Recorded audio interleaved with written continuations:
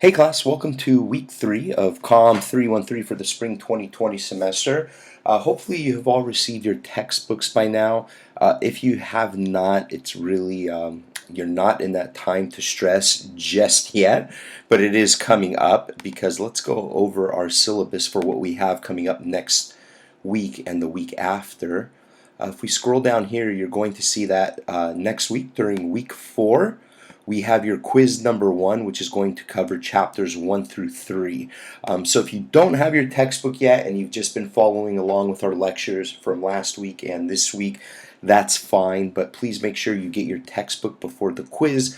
This way you can read through the chapters and prepare yourself for the quiz. In addition, you will have the textbook for the quiz. Now keep in mind, your quiz number 1 will open on February 6th at 2 o'clock p.m.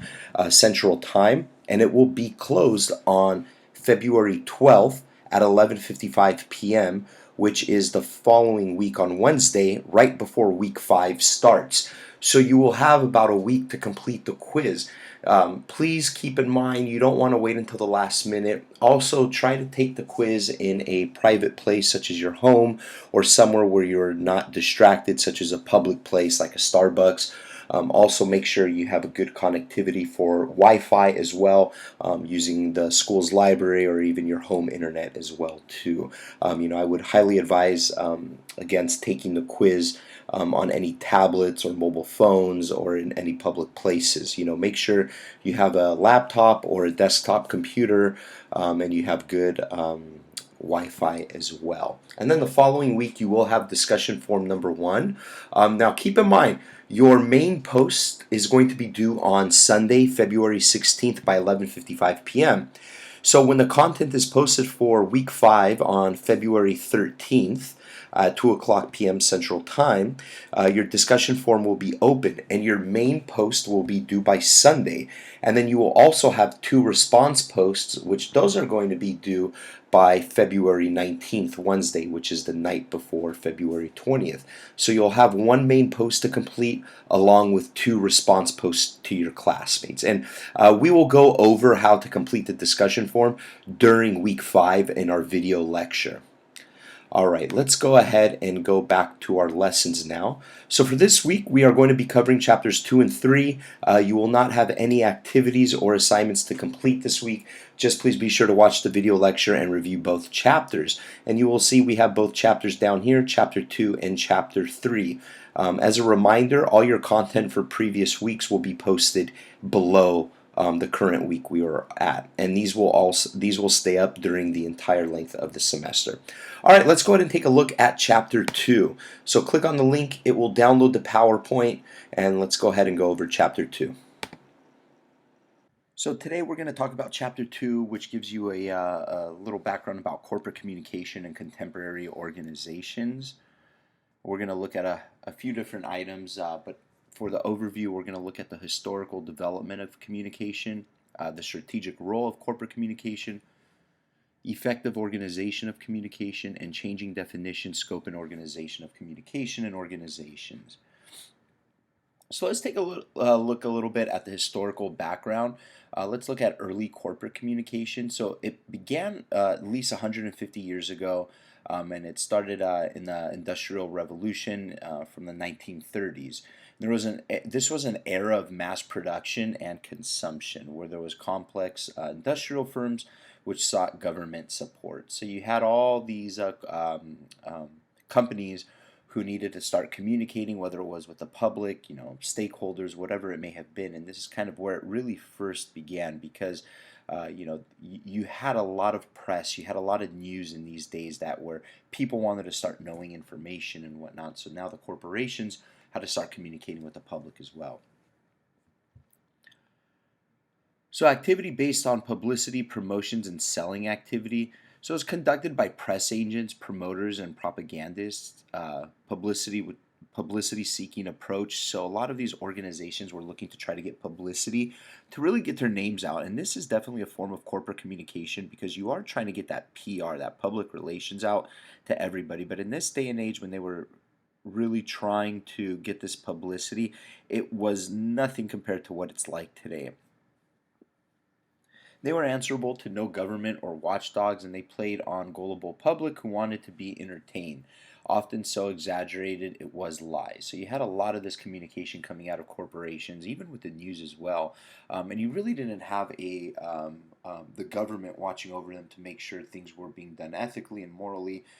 So at the same time, they played on a gullible public who really just wanted to be entertained. People like reading far-fetched stories because it really grasped their interest. So let's take a look into the early 20th century. So we have our muckrackers. They're investigative journalists who expose scandals associated with power, capitalism, and government corruption, and they raise public awareness of unethical and harmful practices. The response to this was that large organizations hired writers and former journalists as spokespeople in pursuit of public approval. So you had these muckrackers who were pretty much calling out what people in the media if they were lying, if there was some kind of scandal. And so what companies would do is they would hire these journalists because they would have already built their credibility with the public. So when you hire someone who has that credibility within the public, it's going to really help your organization get their message across by someone who is a trusted source. And of course, the market stabilized or declined at this time. And the response was that organizations hired advertising agents to promote products. So, this is when you really first started seeing organizations hiring outside sources to promote a product or service to really help get it out there. So between the 1920 to 1930, you had economic reform in the U.S. and U.K. We're not going to spend too much time on this slide, but have a good idea how public relations and marketing emerged as two separate external communication disciplines. So they weren't together as one; they were separate as public relations and marketing in its own. And before 1980s, marketing and PR were considered distinct in their objectives and activities. Marketing dealt with markets, and public relations dealt with the public. Later, marketing and public relations began to develop as an integrated activity, using PR to launch products, and so on and so on. And then you have a couple links here from your book, from The Body Shop and Starbucks. So since the 1980s, PR marketing have started to be integrated, and it was pioneered with Kotler and Mindak, and the umbrella management function was really under its corporate communication. So this is kind of where you really started seeing PR and marketing being used together to help promote a product or a service. So marketing and public relations activities and their overlap. So if you look here with inside your book, you're going to see this example here. So it's kind of like what we talked about. You had marketing and PR separate. Then you had marketing and PR. They kind of integrated with one another. And then here in this one, you could see you have marketing and they discuss public relations in the marketing. Whereas here you have public relations and they discuss marketing within the public relations. So this is kind of when you're using PR to help promote a product or vice versa. And part E is marketing is equal to PR. They're going to be the same thing. So here's the models of the for the relationship between marketing and public relations. So you can see here we have marketing and here we have public relations. So marketing is C and public relations is D. You could see, excuse me, you could see there we have marketing communications where you have a little bit more of marketing and then you have some public relations. And then when you have these two combined, you're going to see with F&A, you're going to have your advertising. And this is where we advertise products. So drivers for integration. So market and environment-based drivers. So stakeholder roles overlap now in marketing and corporate communications. You have internal communication is inseparable from external communication. So this demands for greater transparency. So what does this mean? Internal communication within an organization is usually when an organization is telling its employees or current board of directors what's going on in an organization, how are they doing. Well, now it's really from external communication, and it's to the point where the public, the external communication factor, wants to know what's going on internally. So this is why organizations now, you're going to see much greater transparency with what they're doing internally and how they're communicating internally as well. And you have your communication-based drivers. You have your greater amounts of message clutter, and there's increased message effectiveness through consistency and reinforcement of core messages. And of course, you have your media multiplication requires control of communication channels. How are they going to be communicating? And you have your organizational drivers, where now organizations are looking to have that improved efficiency.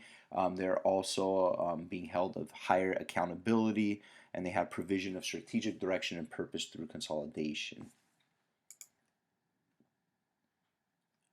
So the organization of corporate communications, so disciplines, they were really distinct, complementary, and they were also integrated with one another. So here you can see corporate communication as an integrated framework for actually managing communication. So you have your corporate communication going from left to right.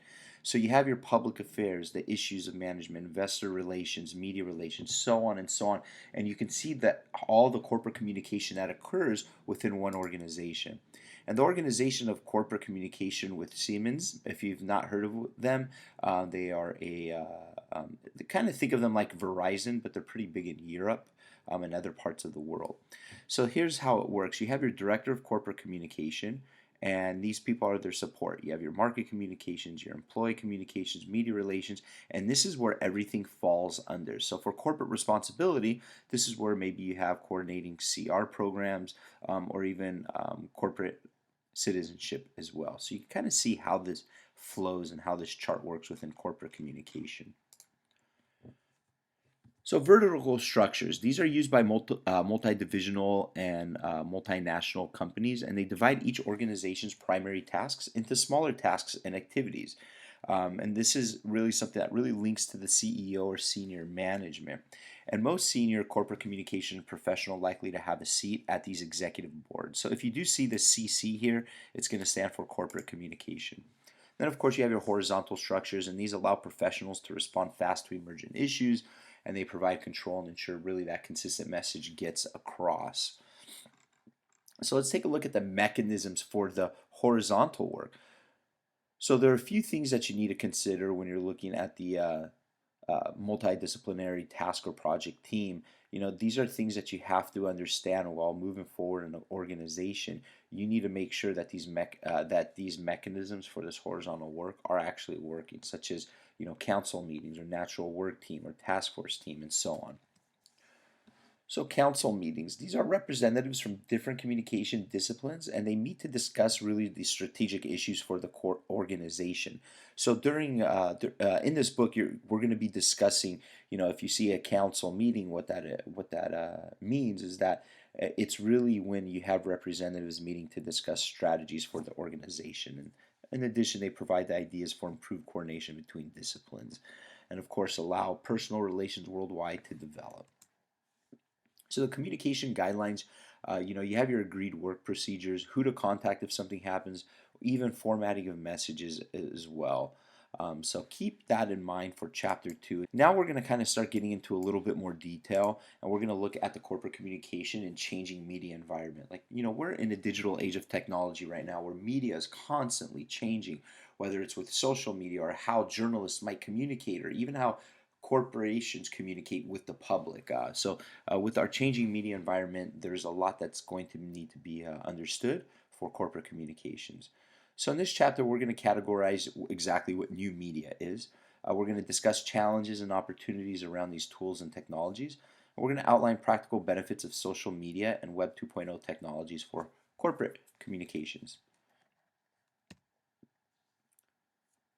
So think of what social media sites you can think of. We have so many out there, whether it's Facebook, Instagram, Twitter, and then who do organizations communicate with using social media? Usually, it's business to consumer, B2C. The businesses are reaching out to the consumers. So we have a shift from classic model of communication, where professionals liaise with new channels. Now other sites are offering content on organizations. So it's not just the organization that's providing information about themselves, but you now have, with the emergence of social media and other digital technology, you have other people discussing these corporations. And employees become corporate communication professionals, whether if it's sharing corporate information or using email, blogs, and social networking. So the challenge with this is that managing and controlling the corporate message can be difficult to do. So you want to make sure that when you are in a corporation and you are dealing with communication, you want to make sure you control what kind of corporate message you're trying to get out, whether it's to internal or external stakeholders, which we will talk about in an upcoming chapter.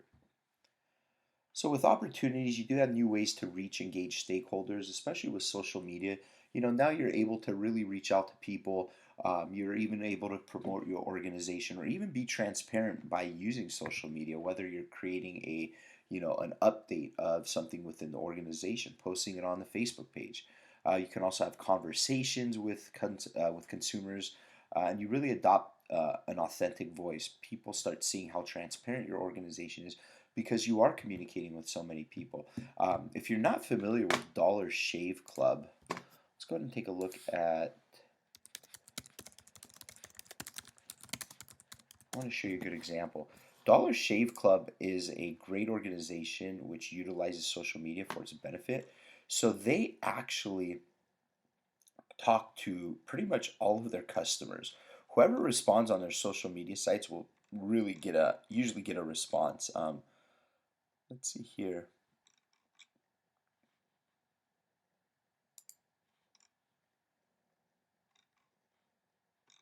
Let's see if we have a commercial. Yeah, so you can see, they like to respond to their customers. They're really transparent in what they do, and they're actually pretty funny as well. So if you have some time and you want to take a look to see how they communicate it, you can really have a good understanding of what it takes to communicate with clients and customers. Here, not so much on this post, but you'll see that they do like to communicate, and even if you do send a message, they will usually respond to you right away.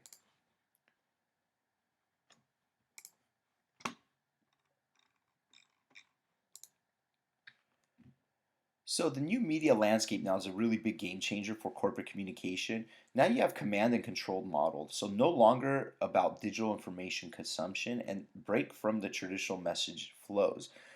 So the way that this new media is landscape, there really isn't a structured way on how to communicate or what to do. It's really kind of all over the place in a sense where you're able to speak with whomever you want at any given time. So, social media causes changes for corporate communication professions, such as dialogue, news about organizations, or even stakeholder perceptions. You're building your brand on social media as well, so it's important to make sure that that brand you are building, you're really taking your stakeholders' perceptions in the way that you want them to really take it.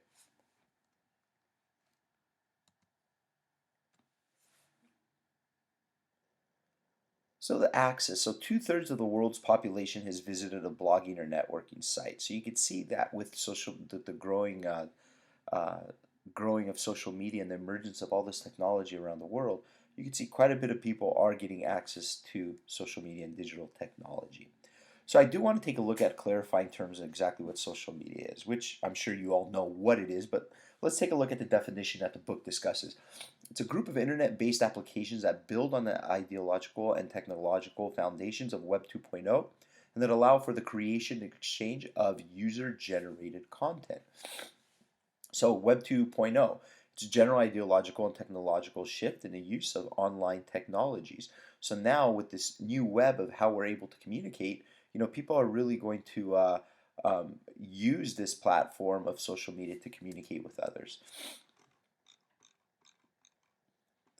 So what's the difference between the traditional and new media environment? So you can see here we have our column of traditional and new media. So let's take a look at the communication approach. So broadcasting. Stakeholders are as audiences receive messages from the organization in a controlled and planned manner. Whereas now you have crowdcasting. Stakeholders as participants produce or forward content about the organization.